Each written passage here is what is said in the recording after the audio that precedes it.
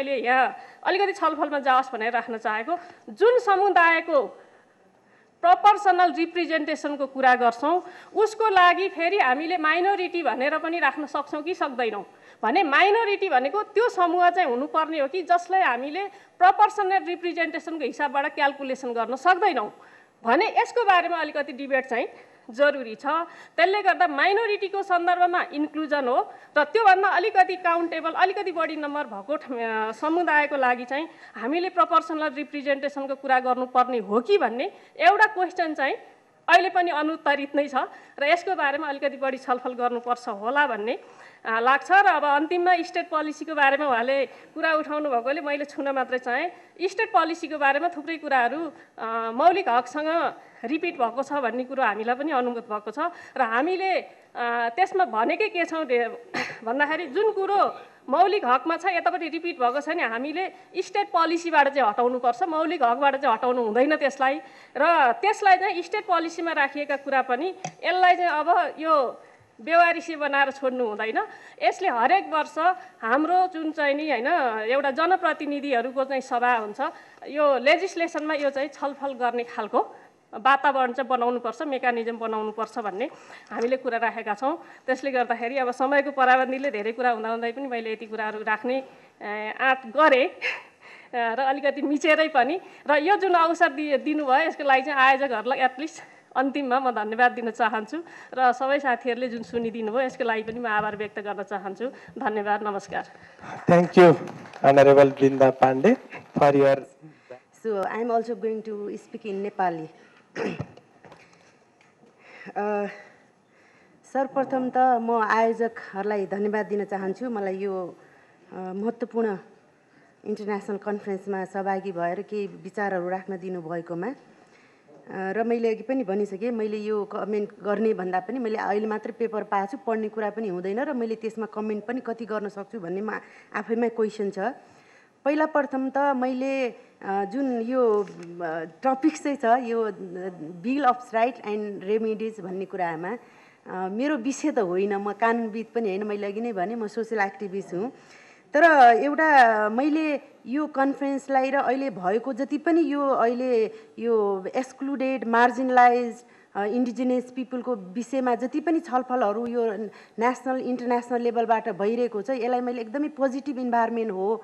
अब यो जुन मार्जिनलाइज ग्रुपहरूको लागि एउटा पोजिटिभ इन्भाइरोमेन्ट हो भनेर चाहिँ मैले त्यसरी चाहिँ लिएको छु।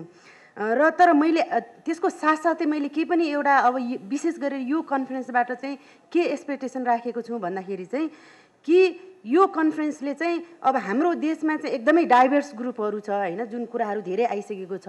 अब त्यो डाइभर्स ग्रुपलाई चाहिँ फेरि सबैलाई एकै ठाउँमा राखेर कुरा गर्दाखेरि फेरि पनि अझ त्यो डाइभर्स ग्रुपले पाउनुपर्ने जुन बेनिफिट हो त्यो चाहिँ हुन सक्दैन भन्ने चाहिँ मलाई चाहिँ लागेको। त्यस कारणले गर्दाखेरि चाहिँ त्यहाँमा पनि अझ वे आउट चाहिँ हुनु पर्यो के। दलितको लागि यो भयो भने चाहिँ उसको भनौँ न उसको राइट्स चाहिँ सेक्युर हुनसक्छ, इन्स्योर हुनसक्छ भन्ने कुराहरू आउनु पर्यो।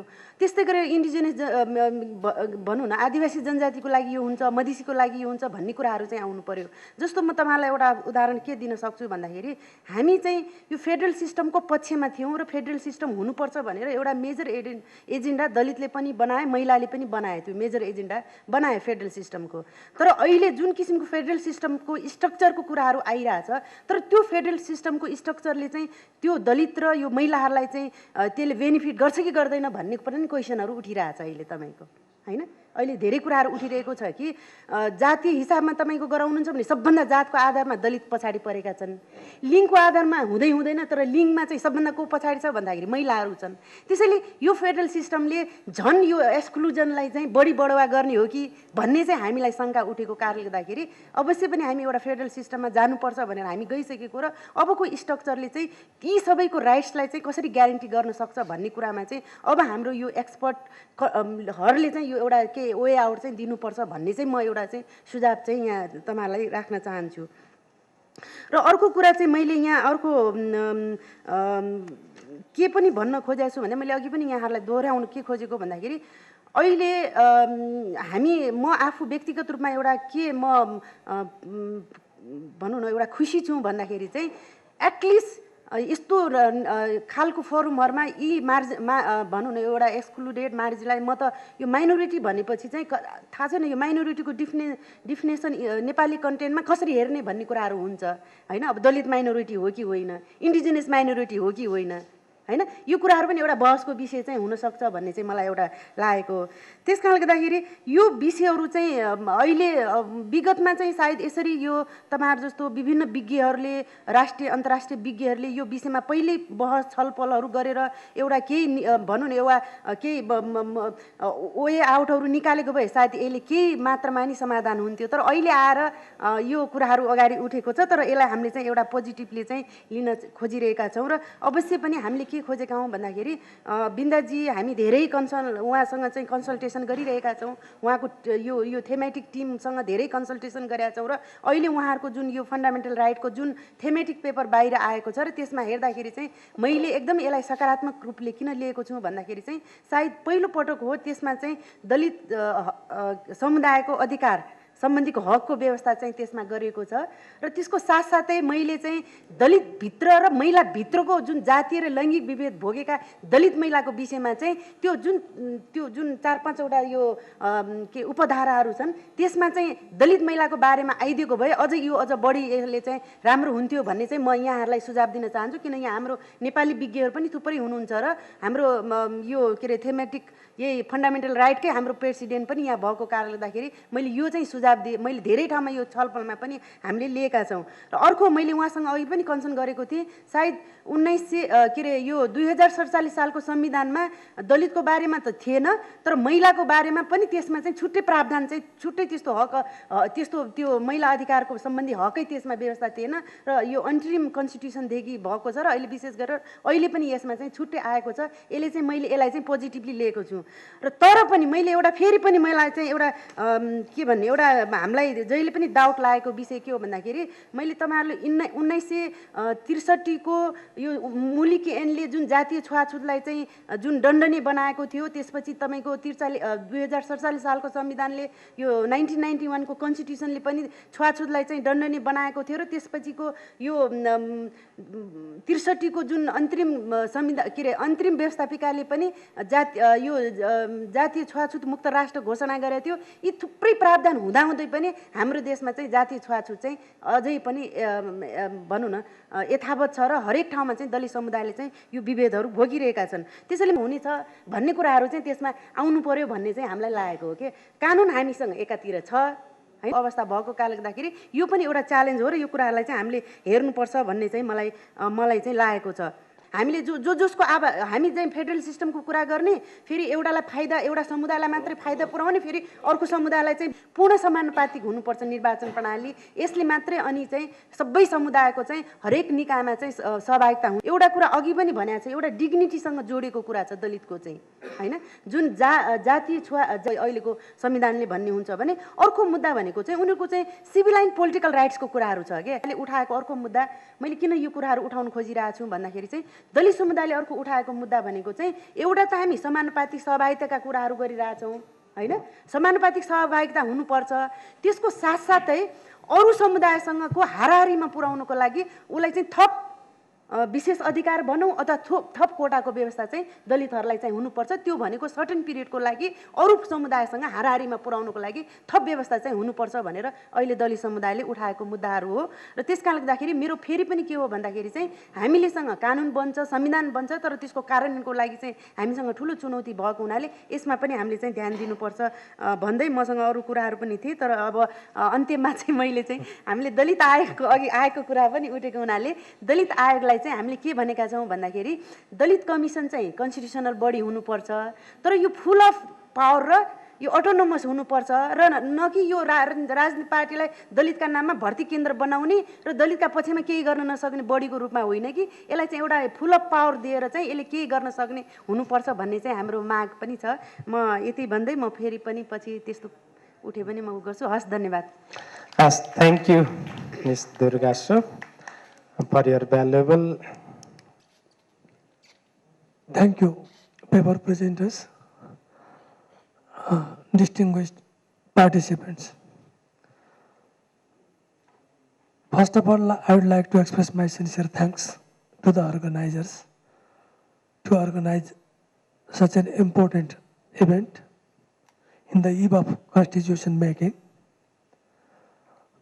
I heard everything in detail and found very important points from the learned presenters and learned commentators. I may have some disagreement and some agreement to them, but I cannot express everything in detail, but I would like to highlight some of the issues, what I feel myself. Actually, this is the issue of fundamental rights. As we envisage, there are two types of fundamental rights, enforceable through the judiciary and non-enforceable through the judiciaries. So far, the rights of the minorities are concerned. They can be termed both enforceable and in some parts unenforceable rights through the policy. They will be implemented through the policy.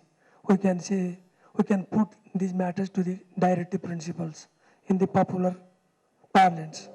But what I confront in the beginning, who are the minorities? If we term minorities, whatever we defined and deliberated before, this country, Nepal, will be the country of minorities. There will be more than 70, maybe some, it is claimed more than 100 ethnic minorities, indigenous people. And I do not like to be named Nepal as the country of ethnic minorities. So we have to be very much serious whether we have to make a country of ethnic minorities or country of independent country of Nepal. And there is no anthropological research and even sociological research about the indigenousness of the caste system. Whether Brahmin and Kshatris are indigenous or they are not. It is a matter of research. As of today, so far I know, there is no research conducted on the basis of this, whether Brahmin and Kshatris are indigenous or Brahmin and Kshatris are outside the indigenous people. It may be the matter of research without conducting a research, just telling that on the basis of ethnicity, if you say Brahmin and Kshatris are not indigenous people of this country, it would be injustice to them. So while we are designing the constitution, we should be very much clear, frank and candid to decide this fact on the basis of proved research. Without proved research, we should not make who are indigenous people and who are not. So it is very confusing matter of the constitutionalism. This is one of the issues. And whatever I would like to suggest another one thing. Of course, we made mistakes in the history. There is injustice, there is hierarchical society, on the basis of language, on the basis of religion, on the basis of caste, there is discrimination. We should agree, we do agree, but we should not repeat the same by classifying the people on the basis of all these. But of course, we should design the modality, the methodology to make, to empower, to educate the people so that they will come at par with the people. As we know, we are not drafting constitution, we are making constitution. Constitution making is something different from the constitution drafting. Since we are making the constitution, we have to redefine the culture because we cannot change the culture overnight. We have to practice it a long time. Then we can make the culture of equality. So culture of ensuring dignity and equality. So these are the tools. We are forgetting the tools to empower the people, to eliminate powerlessness. So these may be some of the tools like economic empowerment, education, employment, some strategies. So far, whatever we can do by strategies, we should not eliminate from other things. I may be in minority here while talking this thing. Even there is the concept of minority protection over here. So please take care of my even opinions. Of course, we are in transition. Transition should not be long. Whether we are structuring or restructuring. Sometimes I am confused. When I listen some of the ideas, we are not restructuring, we are structuring the society in the beginning. But from the constitutional point of view, we are restructuring the state. So we must be clear whether we are structuring or restructuring. This is one of the aspects. Learned paper presenter, Yashpal Ghai, talked about federalism and economy. Of course, we should take into account. And if we derail from the concept of economic empowerment and viability from the resource sharing, federalism may not work. Few years back, the learned paper presenter once shared the opinion that to run a good federalism, you may require at least 20 years assessment, 20 years hard working. But here in Nepal, we are talking about federalism, talking, but preparation to federalism, I think, is very much minimum. I doubt whether the federalism work in this situation where we have not been able to work out in detail. Other one thing, the major thing, the population and the size. The resource in terms of the data given by Professor Ghai, the Brahmin and Kshatris constitute 27%. Among the Brahmin and Kshatris, 80% are poor. If you take this data, there will be only 5% rich Brahmin and Kshatris, they rule this country. And 95% are poor. Among the 95%, some of the outside the Brahmin and Kshatris, they are elite. Some of the educated, elite and powerful, non-Brahmin and Kshatris people, they also rule these countries. So without very good mathematics, we cannot say 5% of the people, if rule 95% of the people, how could we design the equal-based, right-based society? So think this thing, and without research-based analysis, legally, I cannot even tell in detail very seriously in these things. There is wrong notion of definition of indigenous people in this country. So make very correct definition of indigenous people's definition in this country. Some of the things about the citizenship right. And there is a big problem. And now even the citizenship, who hold the citizenship, they may not be into Hinduism. Because since about 85% people are Hindu politics, it does not mean that we should talk about Hindu. I do agree, the state must be secular. But within the secularism, we must define the we may give example of Ethiopia and some other countries. If we divide a country on the basis of ethnicity and language, maybe on the basis of another consideration, to make the people dignified, to give equal status, women and men, even access to justice, because of education, because of employment, and other considerations. If the equality of holding the national resources in terms of problem. I read one very brilliant book written by one French scholar a few days back that says, if you put out your body, they can function well.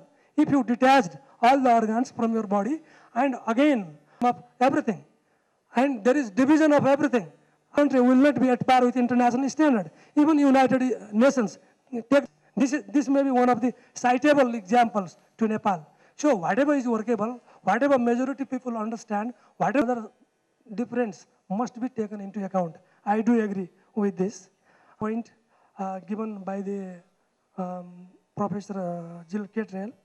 Of course, diversity must be taken into account. Unity guide the country on the basis of ethnic minorities, language, religion. Please think it again. If there are proof, if there are some research, गर्नुभयो एकदमै better र सान्दर्भिक छ र जुन कि अन्तर्मी संविधानमा पनि यी कुराहरूलाई धेरै खोलाइएको छ र चारजना हाम्रो कमेन्ट विद्वानहरूले पनि यहाँ कमेन्ट राखिसक्नु भएको छ। त्यसमा म अन्तिम कमेन्ट जुन हाम्रो डाक्टर तिमसिना साहबले जुन राख्नुभयो उहाँसँग म अलि सहमत भएर म केही कुराहरू राख्न चाहन्छु। जस्तो कि यहाँ नागरिकताको अधिकार आयो हैन, स्वास्थ्यको अधिकार आयो, नागरिकलाई स्वतन्त्र ढङ्गले आफ्नो अधिकारको चाहिँ गर्नको लागि एउटा अपाङ्गता भएका व्यक्तिको पनि र विविधता जुन छ त्यो विविधताभित्रको अन्तिम कुरामा चाहिँ म एउटा कुरा के राख्न चाहन्छु भने अन्तरिम संविधानभित्र मौलिक हकमा आर्टिकल 5 मा स्वास्थ्यको अधिकारलाई फोकस गरिएको छ। त्यसमा पनि महिलाको अधिकारलाई चाहिँ बढी फोकस गरिएको अवस्था छन्। जुन विगत माघ 1 गते राज्यद्वारा घोषणा गरियो निशुल्क सुत्केरी सेवा भनेर, त्यो अझै पनि विभेदपूर्ण छ।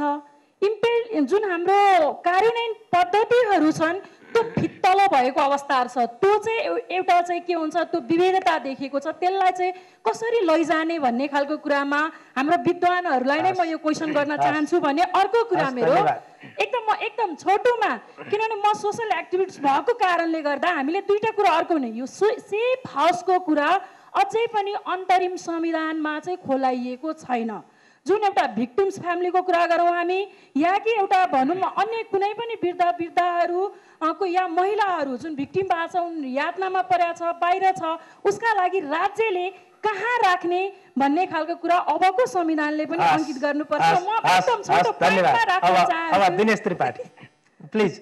I mean, human history. One hand, this fundamental rights and human right of the people is subject to national laws and constitution, but other hand, it is also subject of international law. There is an emergence of international regime of human rights and things like that. And there is a certain core value has been developed and it need to be respected. It has been universalized. I'm really, encouraged to speak since my friend Mr. Khimlalji is also there. The topic is also Bill of Rights and remedies. So Bill of Rights is actually is the heart and soul of any constitution. It is the touchstone of any constitution. But right without remedy is just a declaration. It does not make any sense. Since you are opting for federal regime, and the federal regime cannot work if there is a competent, independent court, and there is a strong guarantee for fundamental rights of the people. Bill of Rights need to be strongly protected. But the draft, the concept paper, which has been presented by the CA, it has virtually taken away the power of judicial review. And I think it's going to be disaster. The Bill of Rights is not going to, whatever you write into Constitution, thank you. The court won't be able to implement it. Thank you so much. Last. Go to Professor Ghai. It is the first time, Professor Ghai, I congratulate you that I'm following you for last 3 or 4 years, what you will speak. You were a bit crusader for the minorities in Nepal and going to the point, brandishing some of the communities that they are the exploiter or somewhat like that. But now, you have given national integration in multi-ethnic community of Nepal, actually. That's the very important point that you have touched upon. And do you think that the proportional system that has been adopted in the present constitution would solve that one? Because it has to be compromised. The people here wants identity, empowerment, and social, economic well-being. How it can be done? Number one, Mr. Chairperson, give me a half more time. Does the emergence of elitism in particular community, in particular indigenous community, how you are going to stop that one? There's no formula at all. You can give us some of the formula if you have, based on your experience. Santi Rai. Morning, everybody. I would like to thank Dr. Jill because she has present. Direct questions, not formalities. उहाँले म नेपाली बोल्छु उहाँले चाहिँ 50% महिलाहरूको प्रतिनिधित्व हुनुपर्ने लेख्नु भएको छ त्यो ज्यादै राम्रो कुरा छ त्यसकारण अब हाम्रो 1/3 लगभग 1/3 हाम्रो सभासद महिलाहरूले अब संविधानमा त्यो 50% रिप्रेजेन्टेसनको लेख्नुहुन्छ होला भन्ने आशा गर्छु मेरो क्वेशन भन्दा पनि त्यो कुरा राख्न चाहन्छु र अर्को डाक्टर हाम्रो तिमिल सिन्हा सरको एउटा चाहिँ मैले अब इन्डिजिनियस भन्ने शब्दको परिभाषा परिवर्तन गर्नुपर्छ होला र 240 वर्षदेखि ब्राह्मण क्षेत्रीहरू चाहिँ एकदम उत्पीडनमा परेका थिए त्यसकारण चाहिँ उनीहरूलाई अब अधिकार सम्पन्न बनाउनु पर्छ भनेर चाहिँ अब त्यो विषयमा लेख्नु पर्छ होला भन्ने मेरो जिज्ञासा धन्यवाद I'll come. Thank you. I represent from a minority indigenous people group. So I would like to request the chairpersons to provide me a little time, more time, because it's a matter of minority. Because no minority, I don't see any minority in the panelists and then even in the floor. So please, you grant a little time for me. First of all, I would like to thank Professor Ghai. No formality, Okay, direct sorry, sir. questions. And then, Sorry. well, he seems very satisfactory with the draft constitutions. But he also mentioned that there are many, things to be still to be solved. And then about the definition of minority, Dr. Gurung, I have a little, disagreement with him because, defining the minority, we indigenous people are not in minority. But I would ask him that if we are not in minority, why then our language is not broadcasting by the Radio Nepal? And the news in our language. I represent from Yolmu community. So we are in minority because our population is mentioned only 579 in the census 2001. So we are in minority within the indigenous people. We don't say directly minority, but minority within the indigenous people. Please, sir. When you have such important topics dealing on minority, and you are not providing time for the minority people, then how can you, discuss about the minority? So I would like to, request you again to provide me a little time. Well, now the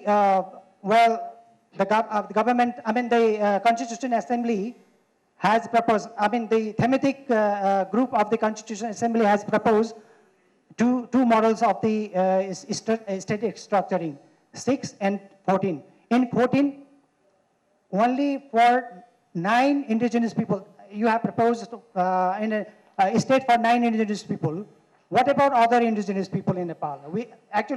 Nepal has recognized 59 indigenous people. What about ours? Where is our state? You are going to make us stateless, Ismin? So you have to take into confidence that our rights will be preserved there. Thank you very much. Thank you. Shall be exercised by making law, provide constitutional principles supporting these ideas. As we have been facing problems debating by the constitutional expert that self-executing is the only thing that could be put under the part of fundamental right. Second question to Professor Jill. Please share your experience in terms of having the number of commissions from the perspective of protection of minorities' rights. Would there be any reasonable number, as there have been proposals for 11 and more? Third question to, and then second question to Jill Katel again, regarding directive principles. Would judicial review be one of the component in the Constitution to come? And then I would ask Ms. Honorable Binda Pandey to share the attitude of House, as there is a proposal to discuss in the Assembly once a year regarding the enforceability of or the exercise of directive principles, whether there is an attitude of the possibility of adopting the content of judicial review regarding directive principles in the Constitution to come. Thank you. Thank you. गड्डाजीले bill of rights भनेर भन्नुभयो, धेरै धेरै कमसेकम यो सहभागी छ आज कि एउटा बिल अफ राइट्सको रूपमा हामी नयाँ कन्स्टिट्युसन पाउन गइरहेछौँ। तर साथसाथै त्यसमा अफसोस पनि के छ भने यहाँ विभिन्न कुरा उठ्दाखेरि राइटको प्रोभिजन कन्स्टिट्युसनमा भए पनि त्यसको उपयोगिता चाहिँ यदि भएन भने त्यो साकार हुँदैन, खालि एउटा सौभाग्य दिनको निम्ति मात्रै हुन्छ। भर्खरै एउटा योभन्दा पहिलेको संविधान जुन 1990 को संविधान थियो, त्यस बखत हाम्रो समक्ष अहिले पनि हाम्रो सभामुख हुनुहुन्छ, त्यो बेलाको सभामुख दमना ढुङ्गानाजी, मान्य सम्मानित दमना ढुङ्गानाजी। म सानोमा भन्दैछु, ल्याङ्ग्वेजको प्रब्लम त्यो बेला उठेको थियो र उहाँकै कार्यकालमा एउटा पार्टीले, हाम्रो श्रद्धेय नेता स्वर्गीय गजेन्द्र बाबुले त्यो बेला आफ्नो तराईको मधेसको पहिरनमा र हिन्दीमा बोल्दाखेरि उहाँको भाषालाई त्यो बेला बोल्न त अनुमति दिनुभयो। अफसोस त्यो बेला संसदमा रेकर्ड गरेन। आज त्यही कुरोलाई चाहिँ लिएर फेरि उपराष्ट्रपति, हाम्रै यही कन्ट्रीको सम्मान्य उपराष्ट्रपतिजी र राष्ट्रपतिजीले दुवैजनाले लिखित रूपमा नेपालीमा शपथ लिनुभएछ। ध्यान योग्य कुरा छ। इन रिटेन उहाँ दुवैजनाले लिनुभयो। ल्याङ्ग्वेजको सन्दर्भमा मेरो प्रश्न छ मेरो के भन्ने, यदि न्यायपालिकाले पूर्वाग्रही नभइकन यदि रोल गरेन भने पूर्वाग्रहीकन रोल गर्यो भने संविधानमा त्यो प्रावधान भए पनि के त्यो न्याय पाउन सक्छ? यदि ओथ लिएको मान्छे एकजना राष्ट्रपति त्यही पदमा हुनुहुन्छ, रिटेन इभिडेन्सलाई नै प्रमाणिक मानिन्छ वर्ल्ड वाइड, तर उहाँले अरली जुन हिन्दीमा लिनुभयो ओथ त्यसको आधारमा डिसिजन गर्यो। मैले एक मिनट मात्रै म भन्छु।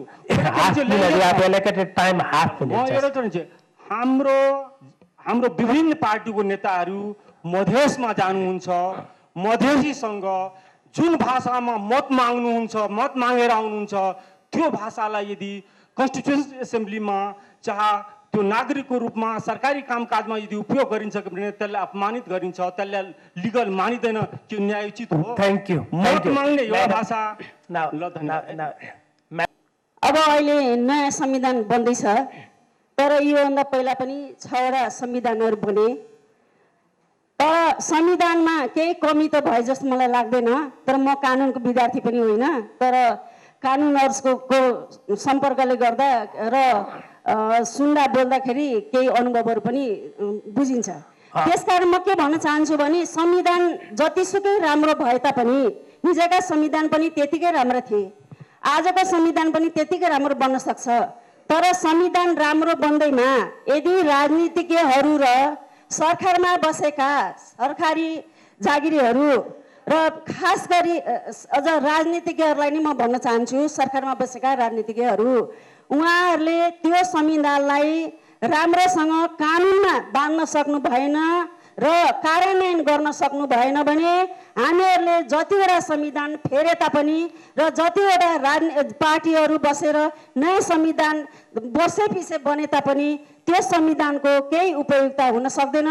त्यसकारण म के भन्न चाहन्छु भने पहिला हामीहरू चाहिँ राजनीतिज्ञहरू चाहिँ पहिला हाम्रो राजनीतिको माइन्डहरू चाहिँ एकदम सफा र क्लियर हुन सक्नु पर्दछ।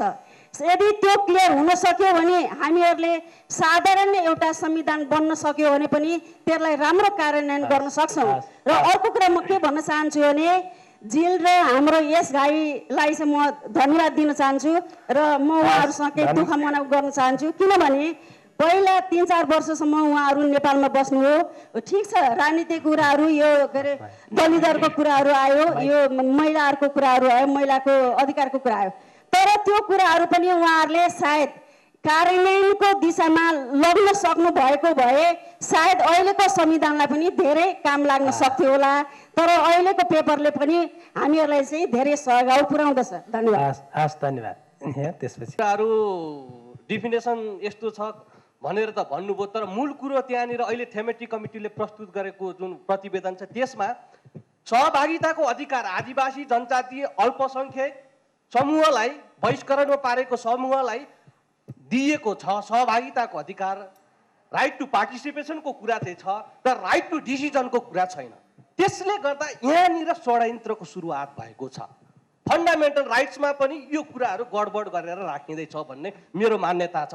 राज्यको मौलिक त्यो अधिकारको सिद्धान्तलाई हेर्दाखेरि पढ्दाखेरि नेपालीमा पढ्दाखेरि मैले यहाँ षड्यन्त्रको सुरुवात भएको छ भन्ने कुरा आएको छ। जहाँसम्म अर्को कुरा के छ भने अहिले आदिवासीहरूले खोजेको, जनजातिहरूले खोजेको, यो मुलुकको सङ्ख्यक मान्छेहरूले खोजेको अधिकार भनेको डिसिजन, सेल्फ डिटर्मिनेसन, आत्मनिर्णयको अधिकार हो। तपाईँहरू आत्मनिर्णय अधिकारको नाम सुन्ने बित्तिकै किन धेरै मान्छेहरू डराउनुहुन्छ? तपाईँहरूले आत्म अधिकार दिँदा के बित्छ यो मुलुकलाई? एउटै क्लज राख्नुहोस्, एउटै कुरा राख्नुहोस्, एउटै कन्डिसन राखिदिनुहोस्। त्यो भनेको के हो भने मुलुकलाई टुक्राउने कुरा बाहेक अन्य सम्पूर्ण कुरा दिँदा यो मुलुकको सबै जनताको हित हुन्छ हुँदैन? आफूलाई कथित उपल्लो जातको भन्ने, आफूलाई कथित तल्लो जातको भन्ने, यो बेरिकेड खडा हुन्छ हुँदैन भन्ने एउटा सजेसन। र अर्को चाहिँ म कुरा के गर्न चाहन्छु भने जस्तो रजिस्ट्रारले गर्नुभयो, युएनओमा 600 भाषा छ, 6वटा मात्रै भाषा छ, हामी कहाँ चाहिँ 101 यो सम्भव छ? हो, धेरै कुरो सम्भव नहोला, तर हामीले यो अहिले पोजिटिभ डिस्क्रिमिनेसनको कुरा आइराखेको छ। तपाईँहरू पोजिटिभ डिस्क्रिमिनेसनलाई पनि अहिलेको प्रतिवेदनमा, मस्यौदामा थेमेटिक कमिटीले प्रस्तुत गरेको रिपोर्टहरूमा राख्न चाहिराख्नु भएको छैन। कुरो बङ्गै लगेर राखिराख्नु भएको छ। यसले गर्दाखेरि कतै हामीले बनाउन चाहेको नयाँ नेपालको नयाँ संविधान उँटको पारा हो कि के को पारा हो कि झनै झनै कन्फ्लिक्टमा पस्ने चाहिँ बाटो चाहिँ हुन्छ कि हुँदैन भन्ने म बुझ्न चाहन्छु। धन्यवाद। म विजय मिश्र विराटनगरबाट। यहाँ घैजीले भन्नुभयो कि कम्युनिटीको कुरालाई फोकस बढी गर्नुपर्छ। अहिलेसम्मको बनेको संविधानहरू केन्द्रबाट निर्देशित भएर तल अधिकार दिएको जस्तो देखिरहेको छ। यो अहिले नयाँ बन्ने संविधानमा त्यस्तै लागिरहेको छ मलाई। मेरो विचार चाहिँ के हो भने ठ्याक्कै उल्टा गर्नुपर्छ। कम्युनिटीको एउटा व्यक्तिलाई फोकस गरेर उसका अधिकारहरूलाई हेरेर अनि संविधान बनाउने कुरा गर्नुपर्छ। जबसम्म उल्टाबाट हामी सुरु गर्दैनौँ तबसम्म हाम्रो संविधान सबैको सर्वमान्य हुँदो जस्तो लाग्दैन मलाई। जस्तै हाम्रो दुर्गा सोपजीले भन्नुभयो दलितको अधिकारको कुरा गर्नुभयो, जातीय कुरा यहाँ धेरै उठ्यो। जातीय आधारमा अधिकारहरू दिन थाल्यो भने झन विखण्डन हुन्छ जस्तो मलाई लाग्छ, मेरो व्यक्तिगत विचार। त्यो गरिबीको आधारमा अवसरबाट वञ्चितहरूले पाउनुपर्ने अवसरहरूलाई फोकस गरेर चाहिँ अधिकारहरू दिन खोजियो भने अनि मात्रै संविधानले चाहिँ पूर्णता पाउँछ। नत्रमा अर्को समुदायले यस्तो विरोध गरिरहन्छ। म गाउँको, तपाईँहरूले यहाँ कुरा गर्दा म गाउँ त्यो सिरा सप्तरीको मुसहरहरू चमारहरूलाई सम्झिरहेको थिएँ। गाउँमा गएर हामीले पनि जातिको कुरा धेरै गऱ्यौँ, जातिहरूलाई धेरै उकास्ने काम गऱ्यौँ, धेरै तपाईँको अधिकारको कुरा गऱ्यौँ। तर उनीहरूले एउटा तपाईँ नाउँ भन्नु तपाईँलाई बलदेव रामजी भन्ने हुन्छ, सुकुमासीहरूको म एउटा अध्यक्ष हुनुहुन्छ। उहाँले के भन्नु भनेदेखि म विदेश गएको थिएँ, एउटा इजाम तपाईँ दिन्छु, स्टोरीतिर नलागौँ, क्वेसन्स के भने एउटा त्यो बलदेव रामजी जस्तो व्यक्तिलाई राजनीतिक अधिकारमा पुर्याउनको लागि, पहुँच पुर्याउनको लागि, न्यायिक अधिकार प्राप्त गर्ने पहुँच पुर्याउनको लागि के गर्न सकिन्छ त्यो पहुँच पुर्याउने कुरा गर्नुपर्छ। जातीय नारा लगायो भने विखण्डन हुन्छ। धन्यवाद। A bullet question to Dr. Jail. You mentioned very interesting aspect of the independent of the prosecution. You told that the Attorney General is not independent because he is appointed by the Prime Minister. His tenure will be on the pleasure of the Prime Minister. I do agree, 100%. You have mentioned an independent public prosecutor director. In this situation, how do you define the role between the public prosecutor director and the Attorney General? 30% भन्दा बढी नेपालको population त poverty लाइनदेखि below छँदैछ। त्यसमा कुन कुन जात पर्यो त्यो त अर्को स्टडी होला। तर गभर्नमेन्ट सर्भिसेसमा अहिलेसम्म चाहिँ के छ त भन्दाखेरि 0.5% चाहिँ जनजातिको चाहिँ रिप्रेजेन्टेसन छ। 89% चाहिँ क्षेत्री, ब्राह्मण, केही चाहिँ इलाइट जनजाति, इलाइट भनेको चाहिँ नेवार र चाहिँ थकालीहरू, यिनीहरू इलाइट जनजाति भन्छन्, उनीहरू छन्। मार्जिनलाइज जनजाति त कहिले रिप्रेजेन्टेसनमा जाने। सबैभन्दा ठुलो माग भनेको चाहिँ जनजातिको नि मार्जिनलाइज ग्रुपले हामीले पनि पाउने रिप्रेजेन्टेसन गभर्मेन्टको विभिन्न चाहिँ इन्स्टिट्युसनमा एउटा पार्टिसिपेसन पाऊँ भन्ने। र मेरो प्रश्न चाहिँ अब डाक्टर ओम गुरुङ यहीँ हुनुहुन्छ, हामी जनजातिको डेफिनेसन्स र ट्राइबल उसको चाहिँ त्यो कन्भेन्सन र त्यो डिक्लेरेसनले गरेकै छ। र अब भोलि गएर चाहिँ सबै चाहिँ जनजाति मात्रै पर्ने हो या चाहिँ हामी चाहिँ अब कन्ट्री अफ माइनोरिटी भनेर बारम्बार भनेकै छौँ नि, सबै माइनोरिटीमा छँदैछौँ। र डाक्टर तिमिर सिन्हाज्यूले चाहिँ अझै रिप्रेजेन्टेसनको बारेमा चाहिँ के बोलिदिनुहुन्छ कि भन्ने मात्रै हो। My name is Pragya was addressed in some of the other constitutions of other countries, so we could use it as a reference in the constitution making process in Nepal as well. And the second question is for Jill. Jill, I've talked a lot about federalism from gender perspective, and I want you to put give a little bit of highlight on how and what are the provisions do you think should be addressed in the federal constitution so the rights of women are secured for a long term. Thank you. It's not going to be possible to comment on comments or answer questions. So what I'm going to do is I'm going to make two general points, and perhaps implicit in that will be some answers. The first point I want to make is about the framework of human rights as a basis for resolving the kind of issues that have emerged. The framework of human rights, international instruments, has lost all coherence in the last few years.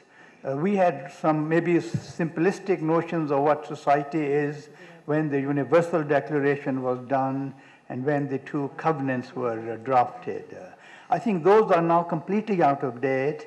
The new realities have shown that these older instruments are not able to capture the complexity of social life, the inequalities that have been there but have been sharpened, or to which more attention is being paid. So my first point is about how useful is the framework of human rights of dealing with the issues that have been raised.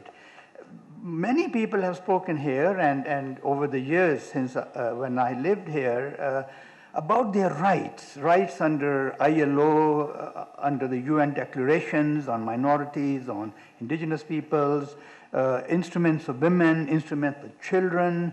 We have so many instruments now that there is no coherence left in the framework of human rights. But I still believe that the framework of human rights can provide a basis for negotiating these competing claims. I wrote an article some years ago, which I can make available to you, where I used the framework of rights to look at the way in which these competing claims are resolved in 4 countries: Canada, India, South Africa, and Fiji, at the moment of constitution making, which, as you all know, is a special moment. And my conclusion there was that despite the incoherence of the framework of rights, there are certain fundamental principles which can enable us in a reasonable and fair way to balance competing claims. It is clear from the discussion, from the passion among the participants today, that there are very fundamental issues at stake. We use the word identity, which I have decided not to use myself anymore. I find it not very helpful. But there are obviously deep emotions that are reflected in the kind of discussion we had. And each group feels completely self-righteous. They are right, everybody else is wrong.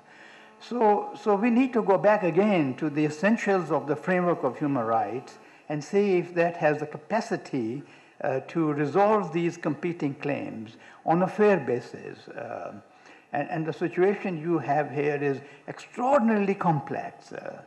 I can't think of many countries in the world which have such a complex combination of language, religion, past, deprivations, privilege. It's an extraordinarily complex situation, and there are no simple answers. And the Constitution will probably not provide any firm, durable answers to the issues you are raising. But we need, I think, to have a framework where we acknowledge our common humanity, where we acknowledge deprivation, and we try to find a basis. I don't have time to explain that, and I don't want to be misunderstood by trying to give a short answer. It is a complex issue, and if you want, my own paper that I mentioned, and many papers that what was called CASU, produced on all these questions, on language policies, on religious policies, on affirmative action. There's a lot of material, Pragya, that you can find. I don't know whether they have been deleted from the website, but there were many, many papers dealing with the questions that you and others have raised. My second point is about the state of where you are. And I have to say that your leaders have failed you badly. There is no real negotiations going on in Nepal, and haven't. The only way there's some concession is made or some principle is acknowledged when you have burnt half a dozen houses, killed a dozen people, destroyed 20 vehicles, burned them. There has never been a proper framework or will to negotiate. I mentioned in my closing remarks, there are 2 processes going on. There is a process among indigenous peoples and deprived communities, and the dialogue among the privileged on totally different issues. There's no connect. And so there really has been no proper way of negotiating these issues. What I'm hearing today, I heard 3 years ago, 3.5 years ago. If you are still stuck at a position you were in 3.5 years, 4 years, despite a continuous period of negotiations, then something has gone seriously wrong. And maybe you're not even at a moment to make a constitution. The constitution I call in my paper is a framework constitution. It doesn't answer many questions. It obfuscates some. There's ambiguity. which also Professor Gurung has mentioned. And to some extent, ambiguity is useful to get moving forward and then resolving issues later on.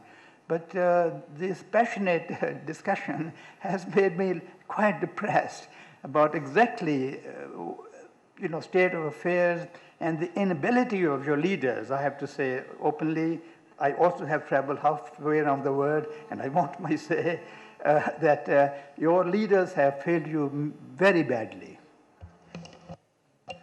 Now she asked me 1 minute. I want to say just 3 things.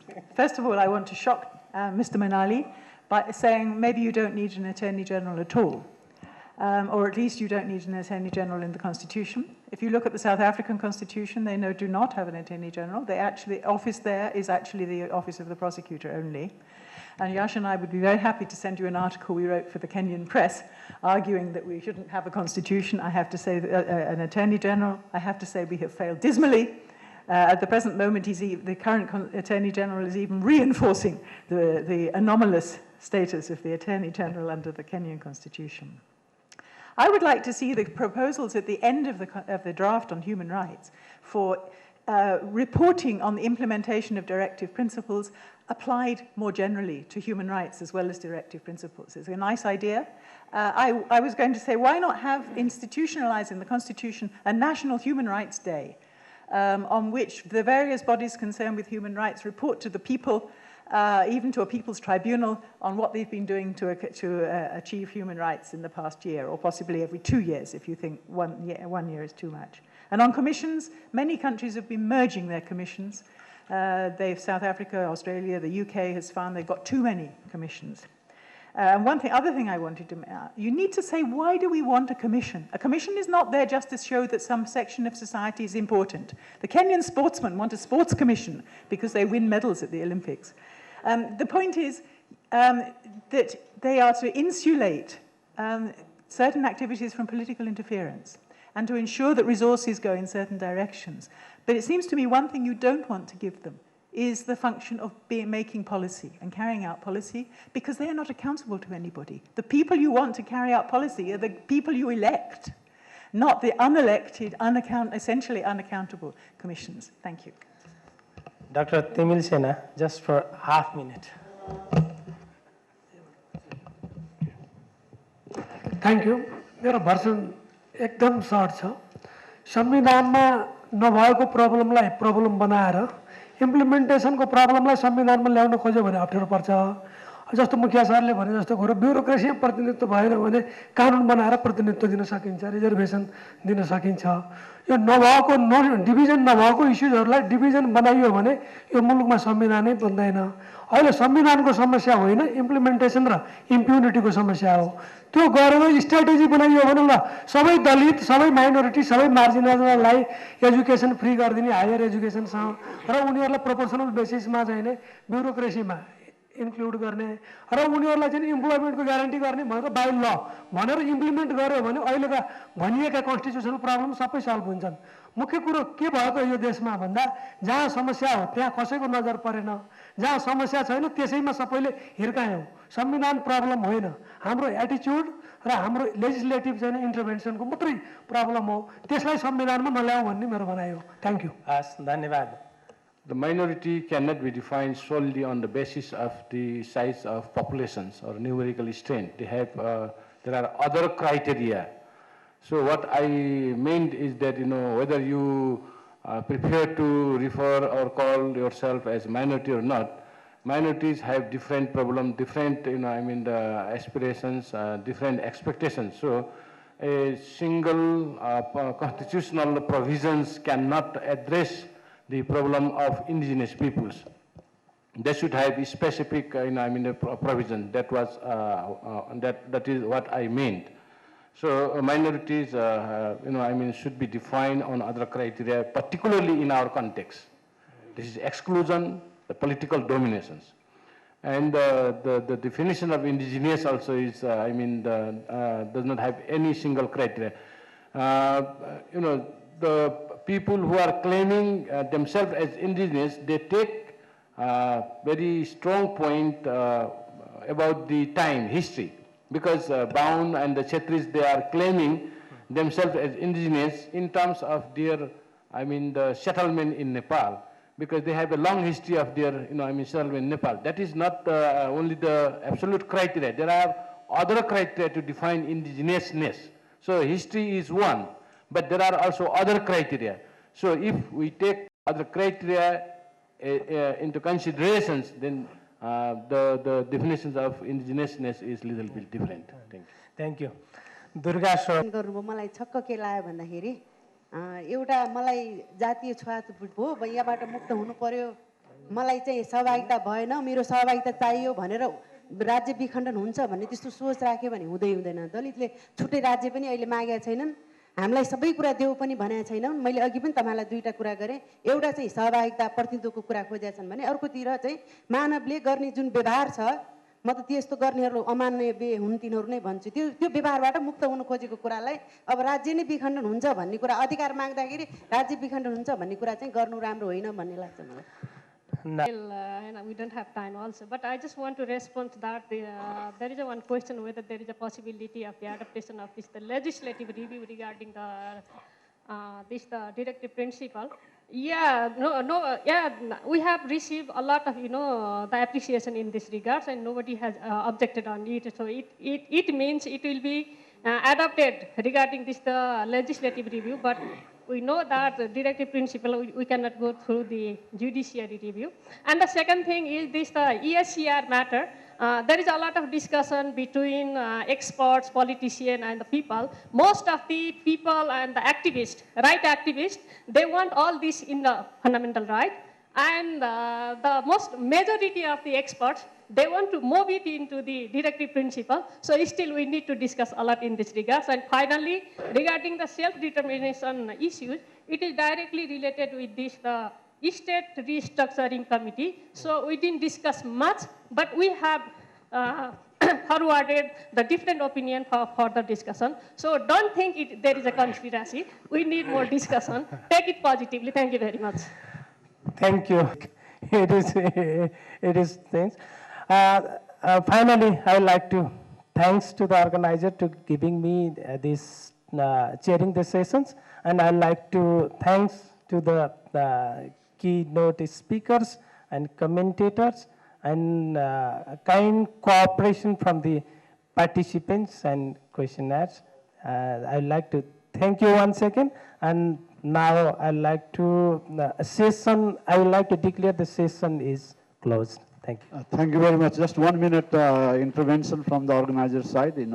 Actually, we are very much thankful to the presenters, experts like Professor Yes Ghai and Jill Cottle and the panelists, other CA members and other our intellectual colleagues. And actually, the chairperson at the last moment we requested him, and he did very excellent job.